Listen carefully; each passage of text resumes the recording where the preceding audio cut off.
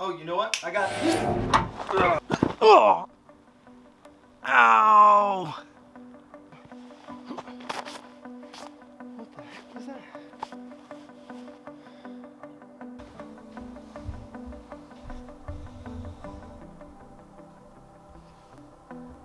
What?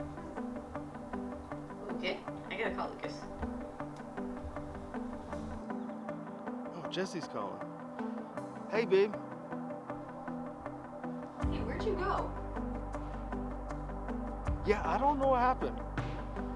Oh, rift in time? Something. I don't know. I just fell from the sky. Okay. You left your book here. But yeah, I was supposed to read the book, but I'm not sure. You think you could drop it through to me? You want me to drop it through? Okay. Alright, hold on, it's coming. Right now.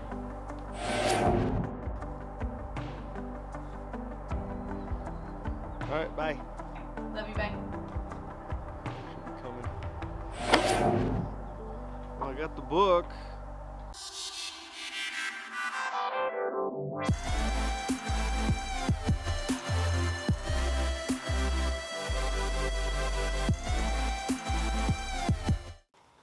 Welcome back, everyone. We're going to continue reading this book where we left off at chapter 6. Black and white stripes and polka dots filled bubblegum suds salad.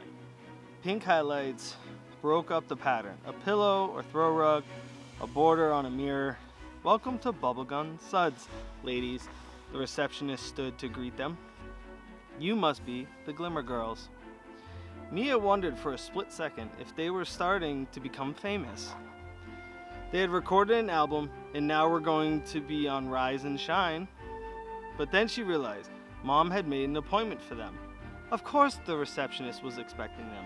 Mia rearranged her look of surprise into what she hoped was a more appropriate, ordinary smile.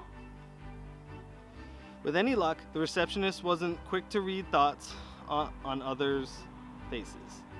And hopefully, Maddie and Miss Julia had been too busy saying hello to have noticed. These are for you, the receptionist handed over black and white striped smocks with pink sashes folded neatly on top. She pointed them toward the dressing rooms and also pointed out 2 empty chairs across the room. After you're changed, Rhea and Walden will be your stylist, and you can meet them over there.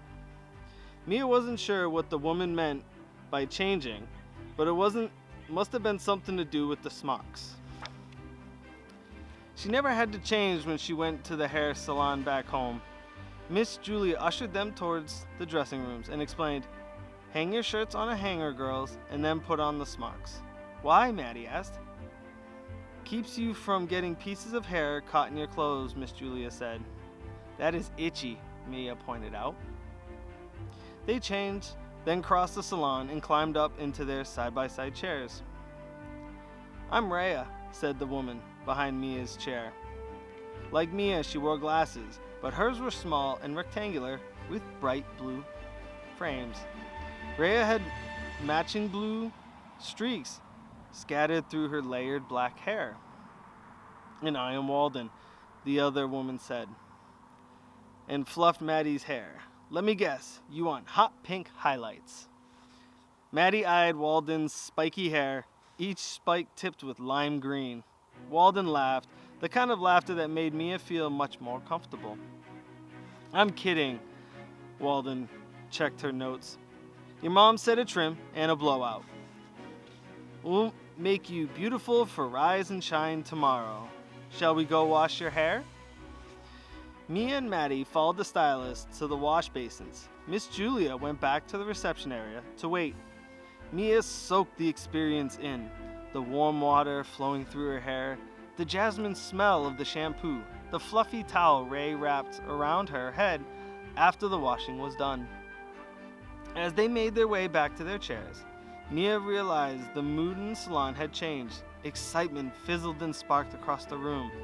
The receptionist and Miss Julia stood by the window, watching something happen outside. "What's going on?" Mia asked. Instead of climbing into her chair, Maddie stood on her tippy toes, trying to see. "It's a news camera, I think." "Probably the snow angel again," Rhea said. "The who?" Maddie asked. "Climb on up, and we'll tell you," Walden said. Mia watched in the mirror as Ray unwrapped her hair. It tumbled down around her shoulders in damp clumps. Rhea spritzed Mia's hair with a sweet-smelling vanilla spray, and then started pulling a comb through. About 3 weeks ago, someone started leaving little gifts for people around the city. With each gift, they left a paper snowflake. "Maybe it started even earlier than that," Walden said. "No one really knows." "The thing is," Ray continued, warming to the topic as she took out her scissors and started to snip, "you'd think the snow angel would want credit for all the good things he's doing." "Or she," Walden put in. "Or she," Rhea agreed. "But for whatever reason, the snow angel has kept his or her identity a secret. I'm sure the mystery is the reason the whole thing has captured so much attention," Walden said. "What kind of gifts?" Maddie asked. "Blankets, shoes, thick socks, groceries. One time the snow angel left a Red Ryder wagon for a homeless woman. Up to that point, the woman had to lug around her possessions in soggy bags." "And remember the birthday cake?" Walden asked. "There was this old woman who lived in a tiny walk-up all by herself, and he always kept to herself. In fact, all her neighbors said he was the kind of woman who would snap at you for the tiniest thing. But on her birthday, the snow angel left her a birthday cake on her front stoop with candles. That's why it's been so hard for everyone to figure out who the snow angel might be," Ray said. "The gifts show up all over town, so we can't pin down where he might live or work." "And the gifts aren't random," Walden added. "They're specific to each person. The snow angel seems to know each of the people who received the gifts, or at least knows something important or personal. But how could one person know so many random people all over town?" "A mystery," Maddie said, catching Mia's eye. "One that everyone in the city has been trying to solve for weeks now," Walden said. Mia knew exactly what Maddie was thinking. Unlike a scavenger hunt around the Met, this was a real-life mystery. Looking for clues and solving puzzles made exploring new places more fun. What's more, the Glimmer girls had proved themselves to be excellent detectives. What if they could solve a mystery that not even well-trained New York reporters could solve? "Do they have any guesses about who the snow angel might be?" Mia asked, trying not to be too obvious as she slipped into clue-gathering mode. "There are theories, of course. Some people think it's a philanthropist who wanted to give his or her money away in a more personal way. Or a brand like Coca-Cola who will eventually claim the giving spree as a marketing campaign. I hope it's not a big brand," Rhea said.